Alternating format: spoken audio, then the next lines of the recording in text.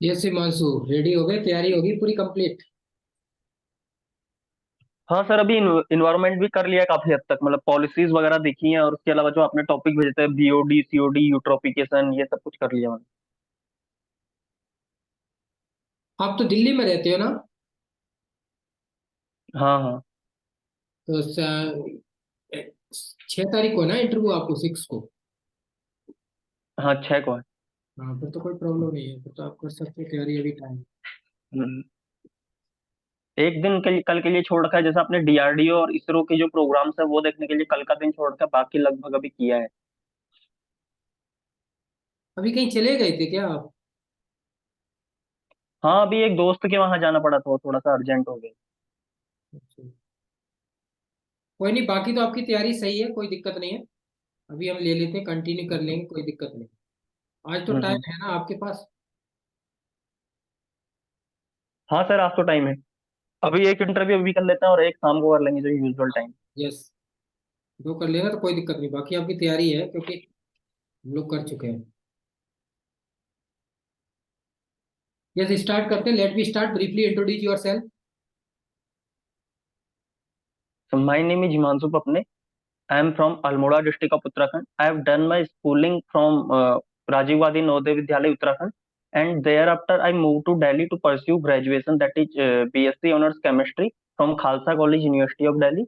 And after that I have done my post graduation, that is MSc in Chemistry from IIT Bombay. My hobbies include playing cricket, watching movies, and sometimes teachings also. Yes, good. Your hobbies is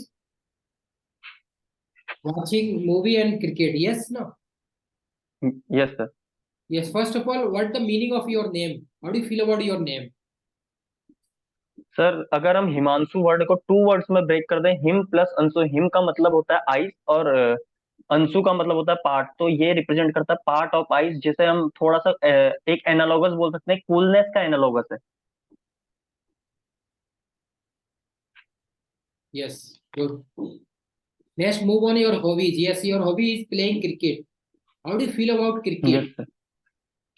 जैसे cricket जो cricket एक game है जो basically इजाद हुआ था England या United kingdom का जो टेरिटरी है वहां पे।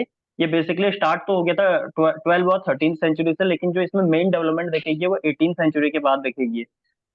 उसके बाद जब इंग्लैंड या जो यूरोपियन जो कंट्रीज थी, उन्होंने बाकी पार्ट को कॉलोनाइज करना स्टार्ट किया, तो अपने कॉलोनीज के साथ साथ उन्होंने अपने गेम को भी वहां पे प्रोपगेट किया बहुत तेजी से। और इस वजह से आज इंग्लैंड की मोस्टली जितनी भी टेरिटरीज है, उन टेरिटरीज में क्रिकेट एक मेजर गेम की तरह देखा जाता है। इंडिया भी उन टेरिटरीज का ही एक पार्ट था, इसलिए इंडिया में भी क्रिकेट एक बहुत बड़े गेम की तरह देखा जाता है। अगर हम देखें तो इंडिया का जो बोर्ड है बीसीसीआई, वो वर्ल्ड के सबसे रिचेस्ट बोर्ड में से एक है क्रिकेट, अगर मैं क्रिकेट की बात करूं। और इसके अलावा इंडिया ने जो वर्ल्ड कप है 1983 में पहला वर्ल्ड कप जीता था, और 2011 में दूसरा 50-50 वर्ल्ड कप जीता था। और इसी के अलावा जो T20 वर्ल्ड कप है, T20 वर्ल्ड कप में मेनली 20-20 ओवर का गेम खेला जाता है। तो जो पहला T20 वर्ल्ड कप आयोजित हुआ था वो इंडिया ने जीता था साउथ अफ्रीका में। और अभी भी चल रहा है वर्ल्ड कप 50-50 वाला ओडीआई वर्ल्ड कप अभी चल रहा है मेंस का, जिसमें अभी इंडिया काफी बढ़िया परफॉर्म कर रही है। Yes, good.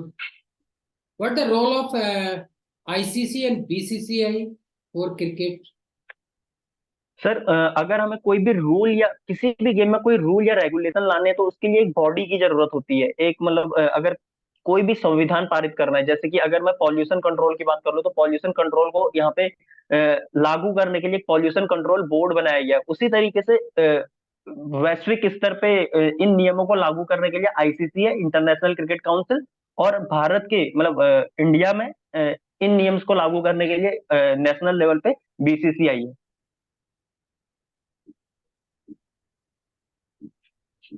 Yes, good. What about drawback of IPL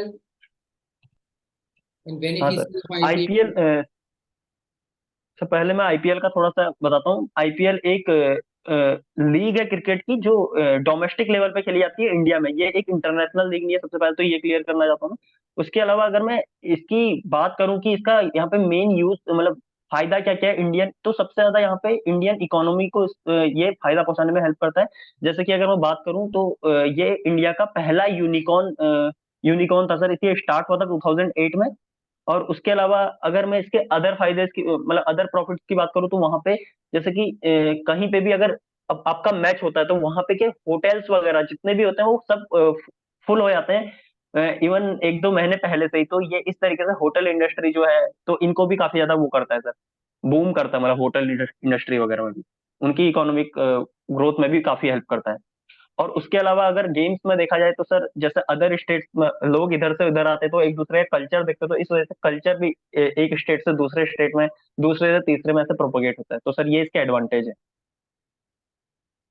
Yes, good. You are from the Uttarakhand. Yes, Ranikhet. Yes. What yes the sir. favorite place in your district and your state?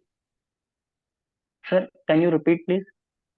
What the favorite place in your district and state? Sir favourite place in our district, sir there are many places like Ranikhet. Ranikhet is a good place. उसके अलावा अगर मैं बात करूँ यहाँ पे द्वाराहाट एक अच्छा सिटी है सर, द्वाराहाट को वहाँ पे मंदिरों की नगरी भी बोला जाता है, बहुत सारे मंदिर है वहाँ पे। उसके अलावा अगर मैं द्वाराहाट की बात करूँ तो वहाँ पे एक पांडा खोली करके जगह है जहाँ पे बोला जाता है कि पांडव यहाँ पे लास्ट में आए थे, उसके बाद जो स्वर्ग की सीढ़ियां हैं वहां से स्टार्ट हो जाती हैं बोलते हैं सर। तो एक द्वाराहाट भी अच्छा प्लेस है। उसके अलावा अल्मोड़ा खुद एक बहुत बढ़िया हिल स्टेशन है सर। तो ये तीन सिटीज मेजरली काफी बढ़िया है। उसके अलावा अगर मैं बात करूँ एक भिक्या सेन करके जगह है वहां पे रामगंगा करके एक नदी बहती, तो सर वो भी काफी मतलब अपना एक वो महत्व रखती है। Yes. Yes. What are the problem faced by people in your district and states? Which type of problem? Sir आज के टाइम पे जो मेजर प्रॉब्लम है वो माइग्रेशन का है। लोग बहुत तेजी से माइग्रेट कर रहे हैं और इस माइग्रेशन का जो मेजर रीजन है वो ये है कि वहाँ पे मतलब लोकल लेवल पे कोई जॉब्स नहीं है सर। तो एक तो बड़ी प्रॉब्लम ये है। उसके अलावा जैसे कि बरसात वगैरह का टाइम आता है, बरसाती मौसम जब आता है तो उस टाइम पे वहाँ पे भूस्खलन और इस टाइप की चीजें काफी देखी जाती है। तो उसकी वजह से क्या होता है, कभी कभार रोड ब्लॉक होगी तो वहाँ पे स्कूल वगैरह बंद करने पड़ते हैं। कई बार क्या होता है कि लोगों के घर भी दब जाते हैं। मतलब हमारे प्रॉपर रीजन में ऐसा अभी तक नहीं हुआ है, लेकिन मैंने देखा है कि लोगों के घरों के आगे तक मलबा आ जाता है। तो सर वो एक काफी बड़ी प्रॉब्लम रहती है वहां पे। और इसका जो मेजर रीजन है वो सर डिफॉरेस्टेशन, ये सब कुछ इसका मेजर रीजन है, जो हम बहुत तेजी से डेवलपमेंट कर रहे हैं और पर्यावरण का बिना ध्यान रखे हुए। तो ये एक बड़ी प्रॉब्लम है। उसके अलावा अगर मैं यहाँ पे अदर प्रॉब्लम्स की बात करूँ तो सर पहाड़ का जीवन वैसे भी थोड़ा मुश्किल रहता है क्योंकि वहाँ पे संसाधनों की थोड़ा कमी होती है और विकास करना भी जैसे कि अगर मैं प्लेन टेरेन की बात करूँ तो प्लेन टेरेन पे यहाँ पे डेवलपमेंट करना थोड़ा इजी है एज कम्पेयर टू पहाड़ी टेरेन। इसलिए वहाँ पे थोड़ा ध्यान भी कम दिया जाता है। इस वजह से थोड़ा बहुत ये प्रॉब्लम्स वहाँ पे देखी जाती है, डेवलपमेंट वगैरह की भी प्रॉब्लम है। Yes. Who is environmental and forest minister in your state? Sir इसका मुझे आइडिया नहीं है। हरक सिंह रावत, लिख लीजिए आप, नोट डाउन, हाँ। Harak Singh okay Rawat. Sir. Okay sir wait. Environment.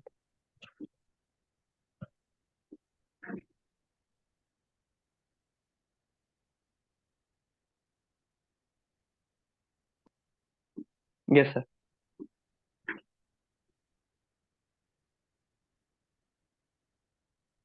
पुराने तो जो है हरक सिंह रावत थे, लेकिन अभी एक नए बने हैं, सुबोध उनियाल। सुबोध उनियाल। यस। अब तो सर ये नाम भूलना भी थोड़ा टफ है मतलब। Yes sir.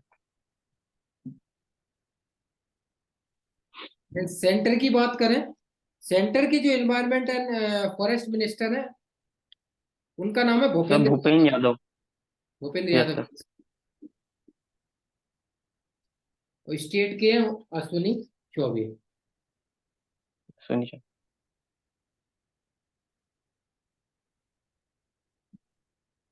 Yes, next move on CPCB. How do you feel about yes CPCB? Sir. Sir CPCB एक स्टैट्यूटरी बॉडी है जिसे 1974 में अंडर वाटर एक्ट इसे स्थापित किया गया था। बाद में एयर एक्ट 1981 के प्रोविजंस के तहत कुछ पावर्स इसे और दे दी गई थी। लेकिन 1984 में यहाँ पे जो भोपाल गैस ट्रेजरी होती है एमपी में, उसके बाद इन्वायरमेंट लॉ लाया गया, इन्वायरमेंट एक्ट लाया गया 1986। उसके तहत इसे पूरा एक कंप्लीट राइट दे दिया गया कि ये मतलब जितने भी वो रहते हैं, मतलब इसके तहत इसे और ज्यादा पावर्स दे दी गई। सीपीसीबी के जो मेन फंक्शंस रहते हैं सर, ये जितनी भी अपनी एयर क्वालिटी वगैरह होगी, ये सब के जो मेजरमेंट स्टैंडर्ड्स हैं ये सब सेट करना, वाटर के जो स्टैंडर्ड है ये सब कुछ सेट करना, अलॉन्ग विद जो दूसरी यहाँ पे बॉडीज है उनके साथ, जैसे बीआईएस वगैरह भी इस चीज में काफी ज्यादा रोल अदा करती है। और उसके अलावा जो यहाँ पे अदर फंक्शंस इसके रहते हैं, जैसे हर स्टेट की अपनी एक पॉल्यूशन कंट्रोल बॉडी होती है, तो उनके बीच अगर कोई यहाँ पे इशू चल रहा है तो उनको रिजॉल्व करना, और सर इस तरीके के इसके फंक्शंस होते हैं। ड्रॉबैक क्या है? What the drawback of CPCB? Sir drawback अभी जो मुझे एक पर्सनल ड्रॉबैक लगता है सर, अभी दिल्ली की अगर कंडीशन देखें तो यहाँ पे एयर क्वालिटी इंडेक्स सर 999 के अप्रोक्स चला गया है, आनंद विहार वगैरह की बात करें तो सर ये काफी मतलब अबव सेवियर, मतलब अगर हम एयर क्वालिटी इंडेक्स में देखें तो 400 से 500 का 500 तक ही एयर क्वालिटी इंडेक्स हमारा डिफाइन होता है, और 400 से 500 वाला जो घटिया से घटिया, मतलब जहाँ पे इमरजेंसी की कंडीशन होती है वो होता है, लेकिन एयर क्वालिटी पहुंच गई है 999 पे। तो सर ये एक मैं बोल सकता हूँ कि बहुत बड़ा ड्रॉबैक है। हम पे इतने ज्यादा मतलब रिसोर्सेज होने के बावजूद भी हम यहाँ पे उन्हें इंप्लीमेंट नहीं कर पा रहे हैं। हालांकि इसके लिए प्रोग्राम्स लाया गया है जिसे जीआरएपी बोला जाता है, ग्रेडेड एक्शन रिस्पॉन्स प्लान। उसके तहत यहाँ पे स्टेज 3 अभी लागू कर दी, स्टेज 4 यहाँ पे लागू कर दी है। लेकिन यहाँ पे ग्रेडेड एक्शन रिस्पॉन्स प्लान का मेरे को एक लिमिटेशन ये लगता है ना, कि हम क्या करते हैं, पहले यहाँ पे हो जाने देते हैं, उसके बाद उसे अप्लाई करते हैं। पहले यहाँ पे पॉल्यूशन हो गया उसके बाद अप्लाई करते हैं, इसके बदले हम यहाँ पे क्या करते हैं कि पहले ही चीजों को अप्लाई करते हैं। जैसे कि ऑड इवन वाला सिस्टम है, उसे दिल्ली में पूरे साल भर अप्लाई करना, अगर अप्लाई करती है गवर्नमेंट तो मुझे नहीं लगता कि उसमें कोई भी प्रॉब्लम होगी।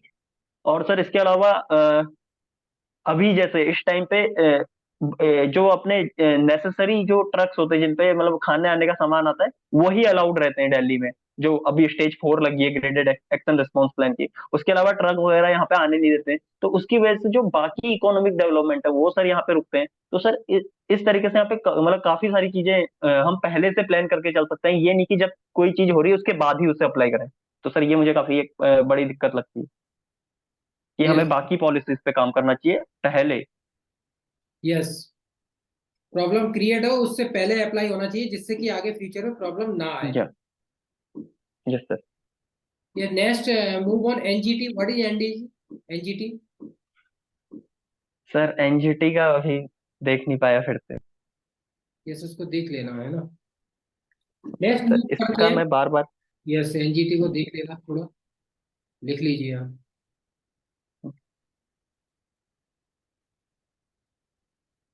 Yes. Next is what is scientist? Sir scientist sir as a, ये तो काफी ब्रॉड टर्म है, मतलब अगर मैं यहाँ पे बहुत लेमन टर्म में बात करूँ तो जो चीजों को एनालाइज करता है या कोई एक्सपेरिमेंट परफॉर्म करता है सर, दोनों ही साइंटिस्ट होते हैं। या चीज मतलब एक कोई एक्सपेरिमेंट करे या एक्सपेरिमेंट देख के वहां पे कंक्लूड करे चीजों को, यहाँ पे जो भी काम कर रहा है सर हम उसे साइंटिस्ट बोल सकते हैं। Yes, good. What the role and work of scientist B in CPCB? Sir scientist B का रोल सीपीसीबी में सर, जैसे कि अगर मैं बात करूं एयर क्वालिटी या वाटर क्वालिटी की, तो जो यहाँ पे पॉल्यूटेंट्स होते हैं, तो पॉल्यूटेंट्स की कंसंट्रेशन वगैरह अगर मेजर करनी है तो उसके लिए डिफरेंट एनालिटिकल टूल। कौन, तो पहले तो क्वालिटेटिव टेस्ट की कौन कौन सा वहां पे प्रेजेंट है, फिर क्वांटिटेटिव टेस्ट अगर प्रेजेंट है तो कितने अमाउंट में प्रेजेंट है। तो अगर ये टेस्ट हमें करने तो उसके लिए एक साइंटिस्ट की जो मेनली केमिस्ट्री बैकग्राउंड से हो सर, तो सर उसकी जरूरत पड़ सकती है। अगर मैं इसके अलावा यहाँ पे अदर साइंटिस्ट की बात करूँ तो सर जैसे अगर हम बात करें डेटा साइंटिस्ट वगैरह की भी काफी जरूरत पड़ती होगी यहाँ पे, क्योंकि हमें रेगुलर यहाँ पे एनालाइज करना होता है कि यहाँ पे अभी कुछ दिन पहले कितना डेटा, मतलब किस हद तक हमारा पॉल्यूशन रीच किया था, कौन से मैटर यहाँ पे कितना था, पर्टिकुलेट मैटर का अमाउंट कितना है, पर्टिकुलेट मैटर 10 का अमाउंट कितना है, उसके अलावा SO2 हमारे जो पॉल्यूटेंट्स है कुल मिला के उनका अमाउंट कितना कितना है। तो इन सबको एनालाइज करने के लिए यहाँ पे बाकी तरीके के यहाँ पे साइंटिस्ट की जरूरत भी पड़ती होगी। लेकिन जो मेन फंक्शन मुझे साइंटिस्ट का लगता है यहाँ पे, वो एक तो इनका एनालिसिस है, उसके अलावा इनका यहाँ पे क्वालिटेटिव और quantitative analysis as a chemist perspective में ये बोलूं कि इनका जो पॉल्यूटेंट्स है उनका क्वालिटेटिव और क्वांटिटेटिव एनालिसिस करने के लिए हमें साइंटिस्ट की जरूरत होती है। Yes, good. And what are the major skills of scientists in our Indian government? Sir major skills, okay sir. Sir अगर मैं पूरा गवर्नमेंट की बॉडीज को यहाँ पे क्लासिफाई कर दूं तो हम मेजर यहाँ पे, मतलब वैसे बहुत सारी बॉडीज हैं, लेकिन जैसे डीआरडीओ है, इसरो है, इसके अलावा अगर मैं बात करूँ यहाँ पे अपनी सीपीसीबी की बॉडी है, उसके अलावा बीआईएस है, उसके अलावा अगर मैं बात करूँ तो इसी तरीके से यहाँ पे बहुत सारी बॉडीज काम करती हैं। तो हर एक बॉडी का, पहले तो हर एक बॉडी में जो साइंटिस्ट प्रेजेंट है उनका काम अलग अलग है, क्योंकि डोमेन कंप्लीटली चेंज हो जाते हैं। तो यहाँ पे मैं एक जनरलाइज टर्म में बताता हूँ कि एक साइंटिस्ट का काम होता क्या है। तो सबसे पहले अगर कोई भी हम यहाँ पे एक्सपेरिमेंट परफॉर्म करने आ रहे हैं, तो उसके लिए हमें क्या क्या चीज की, मतलब क्या क्या वहाँ पे इंस्ट्रूमेंट वगैरह की रिक्वायरमेंट होगी, तो इस चीज को यहाँ पे एनालाइज करना। उसके बाद एक्सपेरिमेंट को प्लान करना सर, कि हमें ये चीज की हमें जरूरत है, तो हम इन्हें यहाँ कहाँ कहाँ से अरेंज कर सकते हैं सर। क्योंकि मेनली साइंटिस्ट के साथ ये प्रॉब्लम प्रॉब्लम रहती है कि फंड्स की कमी रहती है। तो फंड्स की कमी रहती है तो हम हर चीज बाई नहीं कर सकते सर बाजार से। तो चीजों का अरेंजमेंट करना सर, मुझे लगता है कि साइंटिस्ट का एक ये रोल रहता है। उसके अलावा चीजों को प्लान करना दूसरी चीज है, और थर्ड चीज है उन्हें इम्प्लीमेंट करना सर। इम्प्लीमेंट करना भी एक मेजर यहाँ पे काम होता है, कि कहाँ पे अगर किसी भी साइंटिस्ट को यहाँ पे कोई असिस्टेंट प्रोवाइड किए गए हैं, तो कौन सा असिस्टेंट कौन सा वाला काम करेगा यहाँ पे। तो सर इस तरीके से साइंटिस्ट के मेजर फंक्शन होते हैं। उसके अलावा अगर मैं एक केमिस्ट्री के साइंटिस्ट की बात करूं, तो यहाँ पे लिटरेचर रिव्यू करना, और उसके बाद उसका डाटा इकट्ठा करना, कौन सी रिएक्शन पहले परफॉर्म की गई है, कौन सी नहीं परफॉर्म की गई है, और अगर परफॉर्म की गई है तो इसका डेटा उन्होंने किस, मतलब कौन कौन सा डेटा दिया है। काफी सारे सर, जैसे पोलेरोग्राफी का डाटा दिया है या मास स्पेक्ट्रोमेट्री का डाटा दिया है, किस चीज से कंफर्म किया है। तो सर वो सब चीजें एनालाइज करना भी एक साइंटिस्ट का काम होता है। और उससे जो सबसे आगे की चीज है, वो एक एक्सपेरिमेंट को परफॉर्म करना एट द एंड, वो सर एक मेजर काम है scientist Yes, good. Next, why will you become a scientist be in CPCB? What the का। reason? सर एक सबसे पहले तो सर जो जॉब प्रोफाइल है, वो काफी रेप्यूटेड जॉब प्रोफाइल है। एक तुम गवर्नमेंट ऑफ इंडिया के साथ डायरेक्टली एसोसिएटेड रहते हो, ए ग्रेड जॉब के साथ। तो सर एक जो पहला यहाँ पे फैक्ट है, वो तो सर काफी रेप्यूटेशन का यहाँ पे फैक्ट आता है। उसके अलावा अगर मैं बात करूँ, जो रिक्वायरमेंट है एक साइंटिस्ट बी की इन सीपीसीबी, तो वो सर, अगर ऑलरेडी मैं बोल चुका हूँ कि यहाँ पे क्वालिटेटिव और क्वांटिटेटिव टेस्ट की जरूरत पड़ती है। तो उसके लिए यहाँ पे एनालिटिकल टूल्स की जरूरत होती है। तो सर मैंने अपनी अंडर ग्रेजुएशन और पोस्ट ग्रेजुएशन में यहाँ पे डिफरेंट एनालिटिकल टूल्स का यूज किया, जैसे यूवी स्पेक्ट्रोमेट्री या यूवी स्पेक्ट्रोस्कोपी, या इसके अलावा अपनी मास्टर्स में मैंने एनएमआर आईआर का यूज किया। उसके अलावा यहाँ पे मास स्पेक्ट्रोमेट्री का डाटा कैसे एनालाइज किया जाता है, वो सर मैंने सीखा है। तो सर इस वजह से मुझे लगता है कि मैं एक बेनिफिशियल एम्प्लॉय हो सकता हूँ, और इसलिए मुझे चूज किया जाना चाहिए। Yes, good. Next is why they will be you selected in CPCB? Sir can Yes, you repeat? why they will be you selected in CPCB? Okay sir, over other. Sir पहली चीज तो यह है कि मैं काफी हार्ड वर्किंग इंसान हूँ। और सर मैंने अपनी एमएससी लास्ट ईयर कंप्लीट कर ली थी, और उसके बाद मैं अभी एग्जाम्स के लिए प्रिपेयर कर रहा था, जिससे सर मेरे अंदर पेशेंस दिखता है सर, कि मैं मतलब अगर मैं चाहता तो किसी प्राइवेट वगैरह में काम कर सकता था। लेकिन मेरी एक एक मेरा ड्रीम था कि मैं गवर्नमेंट ऑफ इंडिया के लिए काम करूं। उसके लिए मैं यहाँ पे 1 साल से रुका हूँ सर। तो मुझे लगता है कि इससे मेरे अंदर का पेशेंस और परसिवरेंस दोनों दिखते हैं। और इसके साथ साथ मैंने इस साल केमिस्ट्री के डोमेन में जो एग्जाम्स वगैरह उनमें काफी अच्छा परफॉर्म किया, जैसे सीएसआईआर नेट वगैरह और गेट वगैरह में मैंने काफी अच्छी रैंक गेन की है। तो सर मुझे लगता है कि जो मेरी नॉलेज है मैं उसे यहाँ पे यूटिलाइज कर सकता हूँ। और अगर सर कोई अगर क्वेरी भी रहेगी या कोई प्रॉब्लम रहेगी, तो सर मैं उनको यहाँ पे मिटाने की कोशिश करूंगा सर। इन फ्यूचर मैं उन्हें ओवरकम करने की कोशिश करूंगा। Yes, good.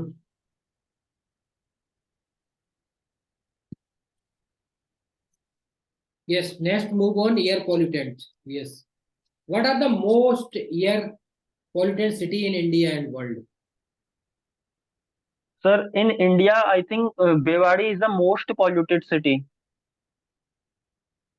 और सर वर्ल्ड में sir Lahore. Yes, which published this report in India and world? Sir India में I think ministry of sir housing affair करके कुछ इस टाइप की ministry sir. Yes, yes. Ministry of Housing and Urban Affairs and CPCP also both. Urban affair, yes sir, both ministry of housing and urban affairs and CPCB both. और sir world level पे I think sir WHO, और मुझे कुछ ज्यादा ऐसा idea नहीं है sir इसका world Yes, level. Global Air Quality Index. Yes, report published by the WHO.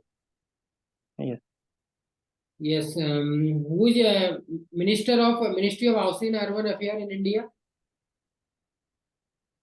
Sir, ministry of housing and urban affair sir, इसका आइडिया नहीं है। Yes, Hardeep Singh Puri. Hardeep Singh तो कह रहे।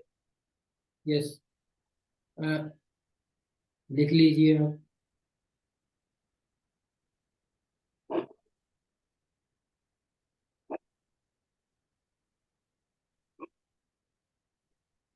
Yes sir. Next, published by the National Rating Report is under the Swachh Bharat Abhiyan. What is Swachh Bharat Abhiyan? What the main application of Swachh Bharat Abhiyan in India? When did it start from? Sir, स्वच्छ भारत अभियान I think 2014 से start हुआ था, जिसकी main जो theme थी वो थी क्लीन इंडिया ग्रीन इंडिया। तो सर यहाँ पे दो टर्म्स यूज हुए, क्लीन एंड ग्रीन। सर तो सर क्लीनलीनेस से तो यहाँ पे मतलब है कि हम अपना जो यहाँ पे वेस्ट वगैरह है, उसको यहाँ पे प्रॉपरली रीयूज रिसाइकिल करें।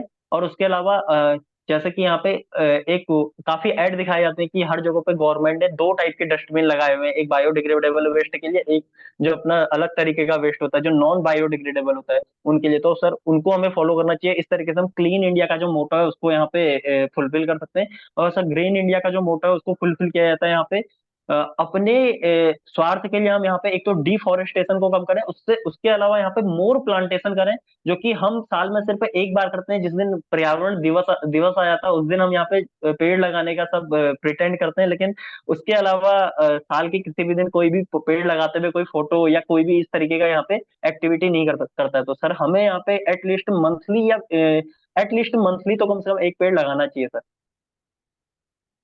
Yes, good. तो इस तरीके से हम यहाँ पे ग्रीन इंडिया का जो मोटो है उसको यहाँ पे सर फुलफिल कर सकते हैं। Yes, good. ये स्टार्ट हुआ था 2 अक्टूबर 2014। Yes, yes sir, Gandhi 2014। जयंती में। यस ना। Yes, and what are the most clean city in India and world?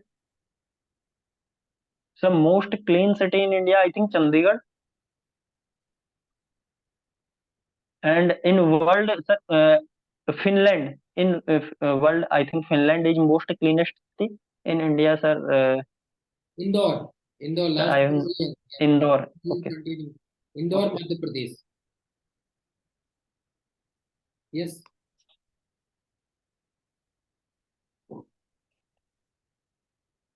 Yes, good.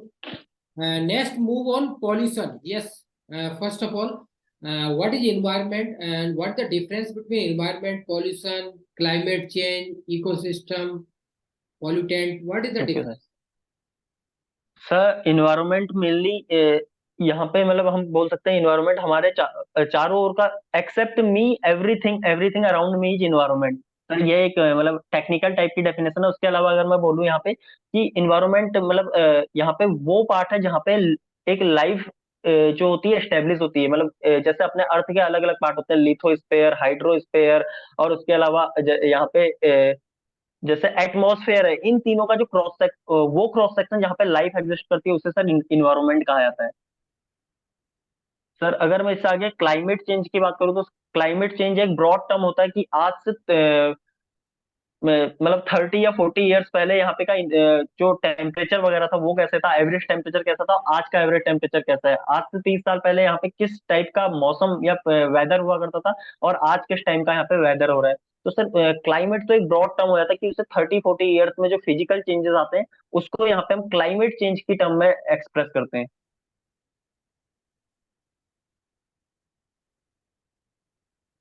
Yes, sir और कौन सी टर्म थी sir? ecosystem, pollutant. Yes sir. Sir pollutants तो मेनली कोई भी ऐसी स्पेसिस जो वो फेवरेबल भी हो सकती है और अनफेवरेबल भी हो सकती है। अगर कोई भी मतलब ठीक स्पीसीज अपनी ठीक है, कर दूंगा, कोई दिक्कत नहीं, होने दो, मैं कर दूंगा, अभी क्लास ले रहा हूँ। 1 घंटा तो लगेगा। कोई दिक्कत नहीं, मैं कर दूंगा, मैं और भी कराऊंगा, टेंशन मत। ठीक है। ठीक है, okay okay, sure. Yes. Okay sir. सब पहले पॉल्यूटेंट्स को मैं डिफाइन कर देता हूँ। पॉल्यूटेंट्स मेनली ऐसी कोई भी स्पीसीज हो सकती है, वो फेवरेबल भी हो सकती है, अनफेवरेबल भी हो सकती है। अगर वो अपनी ऑप्टिमम अमाउंट से ज्यादा चले जाती तो सर उसे पॉल्यूटेंट की कैटेगरी में डाल दिया जाता है। जैसे CO2 अर्थ के लिए नेसेसरी है, CO2 अर्थ के लिए नेसेसरी है, लेकिन अपनी ऑप्टिमम कंसंट्रेशन से ज्यादा होगी तो उसे पॉल्यूटेंट की तरह यहाँ पे कंसिडर किया जाता है। इसी तरीके से कुछ सब्सटेंस तो क्या होते हैं, यहाँ पे उन्हें हैजार्डस की कंडीशन में पहले से ही रखा जाता है, क्योंकि उनकी जो प्रेजेंस होती है वो रहने वाली जो जितनी भी स्पीसीज है उन सब के लिए वो क्या रहता है, हानिकारक रहता है, जैसे कि मरकरी और लेड होगी। तो सर इन दो कैटेगरी में मैं पॉल्यूटेंट्स को यहाँ पे कैटेगराइज करता हूँ। एक तो यहाँ पे फेवरेबल स्पीसीज होती है, एक अनफेवरेबल स्पीसीज होती है। अनफेवरेबल में तो वो थोड़ा सा भी अगर आ भी गई इन्वायरमेंट में कोई भी स्पीसीज, तो उसको हम क्या बोल देते हैं, पॉल्यूटेंट बोल देते हैं। और फेवरेबल में जैसे उनकी एक मतलब एक अमाउंट तक तो सही रहते हैं, एक अमाउंट एक ऑप्टिमम अमाउंट तक उनकी जरूरत होती है हमें, लेकिन जब वो उससे ऊपर पहुंच जाते हैं तो अगेन वो भी पॉल्यूटेंट की तरह काम करते हैं। और सर इकोसिस्टम वो होता है जहाँ पे डिफरेंट स्पीसीज एक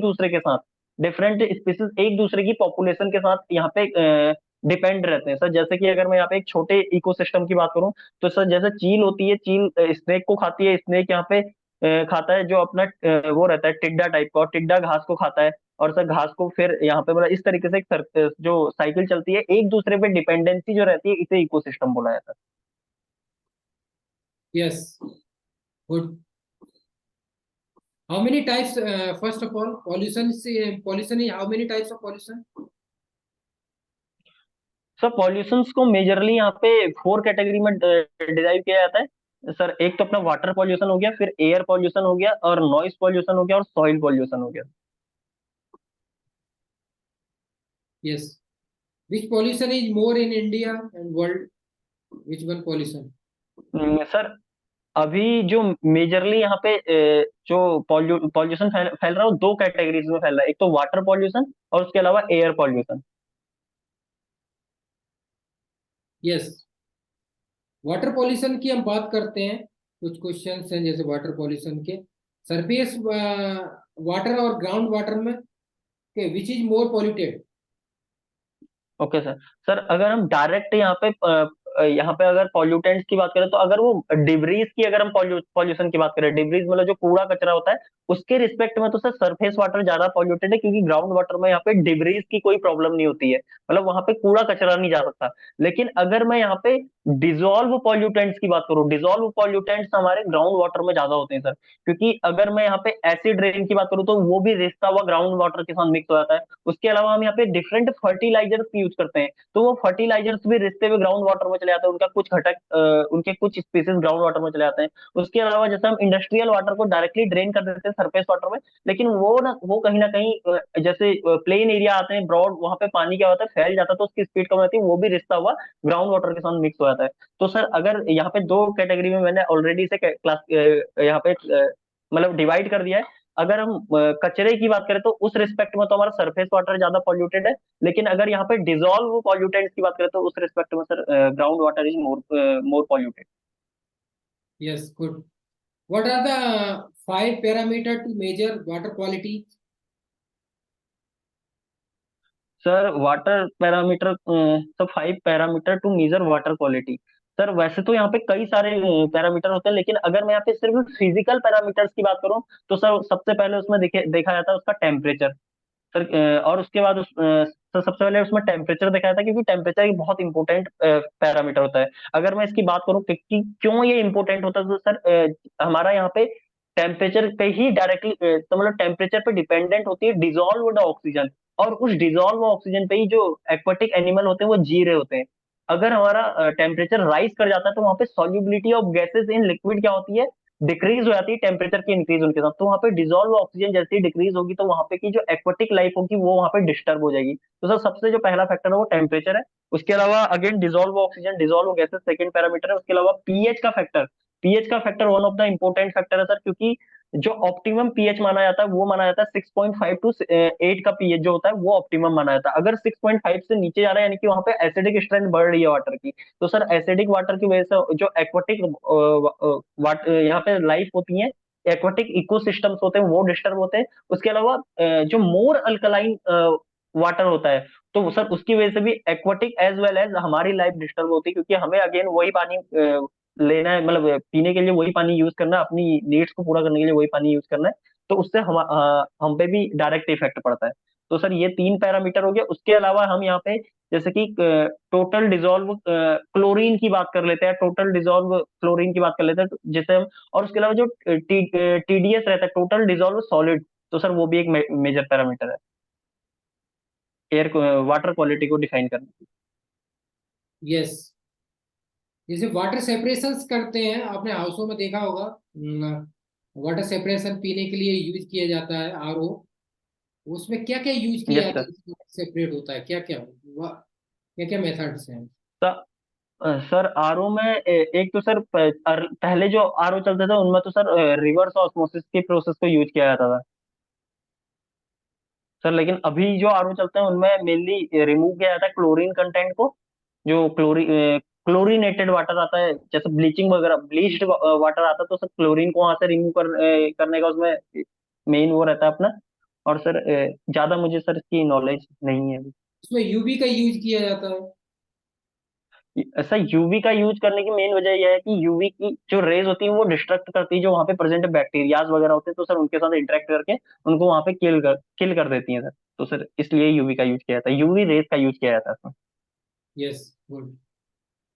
and what are the technique use for measuring water quality? Technique कौन कौन सी है? सर टेक्निक, सर जैसे अगर मैं पीएच की बात करूँ तो सर पीएच के लिए तो बेसिक, अगर हमें ज्यादा एडवांस यूज करना है तो पीएच मीटर का यूज कर सकते हैं, नहीं तो पीएच पेपर का यूज कर लिया जाता है सर। सर तो एक तो मेथड ये हो गया। टेम्परेचर के लिए तो सर एक ही मेथड होता है कि हम वहाँ पे थर्मामीटर का यूज करेंगे। और जैसे टोटल डिजोल्व ऑक्सीजन वगैरह है तो सर इनका सर मुझे ज्यादा आइडिया नहीं है। Next is why are heavy metals harmful for human life? Sir heavy metal की हमारी बॉडी में हर मेटल की एक ऑप्टिमम कंसंट्रेशन होती है। तो सर अगर वो उससे ऊपर चला जाता है तो वो हार्मफुल हो जाता है। जैसे कि मैं ऑलरेडी यहाँ पे इन्वायरमेंट के रिस्पेक्ट में बोल चुका हूँ, अगर कोई भी स्पीसीज अपनी ऑप्टिमम कंसंट्रेशन से ऊपर चले जाती है तो हार्मफुल हो जाती है। तो हमारी बॉडी में जैसे मरकरी वगैरह प्रेजेंट तो होता है, ऐसी बात नहीं है कि प्रेजेंट नहीं होता, लेकिन उसकी जो कंसंट्रेशन है वो बहुत कम रहती है। और अगर वो वहां से माइक्रोन्स की अमाउंट में भी इंक्रीज होगा तो एक बहुत डेंजरस उसकी तरह बिहेव करता है सर, मतलब एलिमेंट की तरह। और यहाँ पे मरकरी वगैरह की पॉइजनिंग को रिमूव करने के लिए हम जैसे कि सिस्टीन लिगेंड का यूज कर लेते हैं। सिस्टीन एक अमाइनो एसिड होता है, सल्फर बेस्ड अमाइनो एसिड होता है, तो सर बहुत इजीली चिलेट करके मरकरी की पॉइजनिंग को दूर करता है। Yes, good. Next is what are the national and international organizations that are responsible for determining water standard value? Sir international जो बॉडी है वो तो डब्ल्यू एच ओ है। और sir national body I think BIS और CPC भी साथ में वो करते हैं sir. Yes, yes, good. Next, move on also water. What is wastewater treatment? How to recycling of these one for our society? Sir What is wastewater treatment? How to recycling of these one for our society? Okay sir, waste water treatment basically जो हमारा house hold और industries से जो waste water निकलता है उनको यहाँ पे दोबारा से, मतलब अगर हम उसे डायरेक्टली डिस्कार्ड कर दें यहाँ पे रिवर्स वगैरह में, तो सर वो नदियों को भी पॉल्यूट करता है और उसके अलावा वो पानी फिर किसी काम का नहीं रह जाता है। तो जनरली यहाँ पे वेस्ट वाटर ट्रीटमेंट या मैनेजमेंट के जो प्रोग्राम होते हैं उनमें किया क्या जाता है कि प्लांट लगा दिए जाते हैं जो हाउस होल्ड वगैरह से पानी निकल रहा है, और उसको दोबारा से रिसाइकल करके क्या कर दिया जाता है, आइदर इंडस्ट्रीज में हाउस होल्ड में भेज दिया जाता है। तो सर ये वो वेस्ट वाटर ट्रीटमेंट का ये होता है। Yes, India's most polluted river is Ganga and Yamuna. Yes. So how to yes sir. remove of hardness of water in Yamuna Ganga as a scientist? What the procedure and method from your side? Okay sir. Sir hardness की अगर मैं बात करूँ तो hardness दो type की होती है। एक टेम्पररी हार्डनेस होती है जो मेनली कैल्शियम और मैग्नीशियम के जो बाइकार्बोनेट्स होते हैं उनकी वजह से होती है। एक परमानेंट हार्डनेस होती है जो कैल्शियम और मैग्नीशियम के अदर सॉल्ट होते हैं, जैसे कि सल्फेट या क्लोराइड, इनकी वजह से होती है। तो टेम्पररी हार्डनेस को तो हम यहाँ पे बहुत इजीली रिमूव कर सकते हैं बाय बॉइलिंग, क्योंकि जब हम बॉइल करते हैं यहाँ पे कैल्शियम और मैग्नीशियम के बाइकार्बोनेट्स को, तो वो डिकम्पोज हो जाते हैं वाटर और यहाँ पे जो CO2 गैस में। तो इस वजह से हम यहाँ पे जैसी इस टेम्पररी हार्डनेस वाले वाटर को बॉइल करेंगे तो इसकी हार्डनेस रिमूव हो जाएगी, क्योंकि वहाँ पे बाइकार्बोनेट डिकम्पोज हो जाएगा H2O और इसमें CO2 में। लेकिन जो परमानेंट हार्डनेस होती है वो बॉइलिंग से रिमूव नहीं होती, और वो इस तरीके से किसी सिंपल प्रोसीजर से रिमूव भी नहीं होती है। उसे अगर यहाँ पे रिमूव करना है तो हमें एनालिटिकल टूल्स का यूज करना होता है, जैसे कि यहाँ पे आयन एक्सचेंजर का यूज कर सकते हैं, आयन एक्सचेंज क्रोमेटोग्राफी का, या जो अदर यहाँ पे टेक्निक्स होती हैं वो सर एक तो आयन एक्सचेंज क्रोमेटोग्राफी है, उसके अलावा अ, यहाँ पे इसको रिमूव किया जाता है, ये चिलेटिंग टेक्निक्स होती है, इन्हें EDTA के साथ चिलेट करा दिया जाता है और अलग कर दिया जाता है sir. Yes, yeah, adding of, yes, polluting trends, yeah, addition of hydroxide, yes. Yes sir, किसी भी ऐसे लिगेंड के साथ इन्हें ट्रीट करें जिनके साथ ये कॉम्प्लेक्स फॉर्म कर सकते हैं, फिर इन्हें अलग कर दिया जाता है।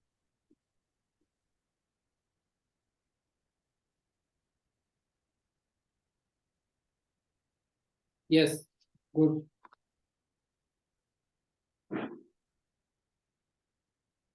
What is e-waste management? How to recycling of these one? Sir e waste management sir एक बहुत बड़ी प्रॉब्लम है, क्योंकि आज के टाइम पे अगर बात की जाए तो ई वेस्ट जो होता है ना, वो पहले तो इलेक्ट्रॉनिक वेस्ट पे यहाँ पे बेस्ड, मतलब यहाँ पे स्टैंड करता है।